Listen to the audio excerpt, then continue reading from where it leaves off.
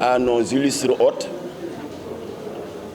de l'ONG américaine Abolition Institute de Chicago, qui nous ont fait l'amitié d'une visite de travail avec nos partenaires de l'IRA, Initiative pour la résistance du mouvement abolitionniste dirigé par le dynamique combattant, le grand résistant, le grand panafricaniste, le député anti-esclavagiste Birame-Dah Abeid.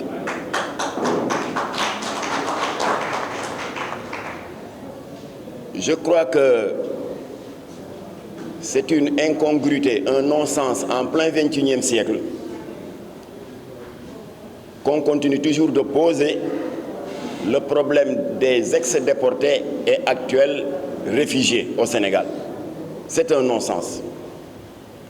Dans la mesure où le malheureux malentendu entre le Sénégal et la Mauritanie qui avait surgi en 89, tout le monde sait que ce problème est derrière nous. Tout le monde sait que les relations politiques, économiques, sociales et culturelles entre ces deux pays se sont rétablies et sont au beau fixe. Donc cette situation-là est inacceptable et ça ne s'explique pas. Les cartes de réfugiés que le Haut Conseil des Nations Unies des réfugiés vous avez délivrées l'ont été à titre provisoire en attendant que les relations entre les deux pays se normalisent. Mais malheureusement, voilà que, paradoxalement, le provisoire est devenu permanent. C'est inacceptable.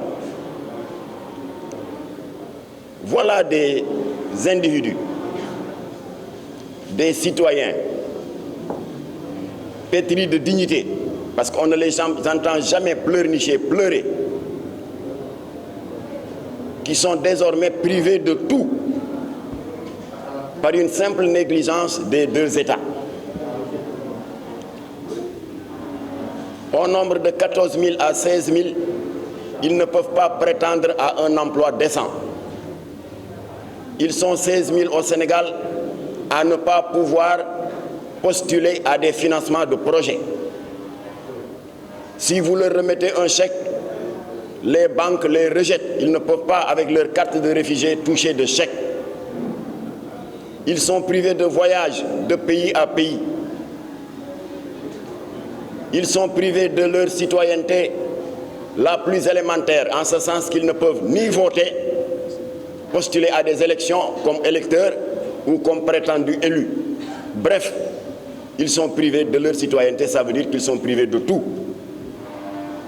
Il n'est pas besoin d'être savant pour accepter que c'est une violation des droits les plus élémentaires de l'être humain.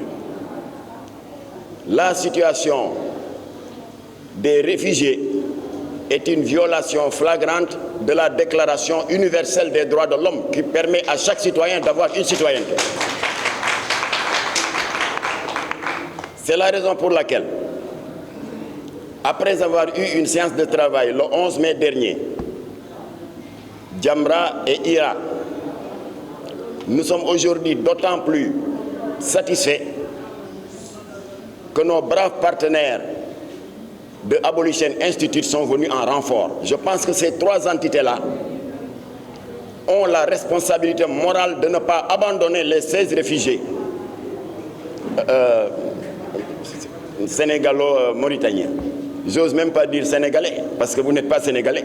Je n'ose même pas dire mauritanien parce que vous ne l'êtes pas. Vous n'avez aucun document d'identification officiel indiquant que vous êtes sénégalais.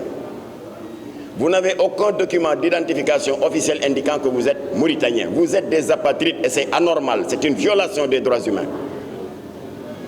Alors je pense que nous allons en travailler dans la semaine avec l'honorable député Birame-Dah Abeid. Je crois qu'il est important que nos trois entités, Abolition Institute, IRA et Jamra, saisissent officiellement le président de la République du pays d'accueil, parce que vous n'êtes pas en Mauritanie, vous êtes en terre sénégalaise, pour qu'il nous reçoive en audience afin que nous puissions lui faire des propositions concrètes. C'est un problème qui n'est pas difficile à régler, parce que le conflit est derrière nous. Il suffit simplement de régulariser votre situation. Cela dit, si vous le permettez, parce que nous avons des illustres hôtes, et vous également, les 16 000 réfugiés, pour vous rassurer, comme quoi que votre dossier est désormais en de bonnes mains,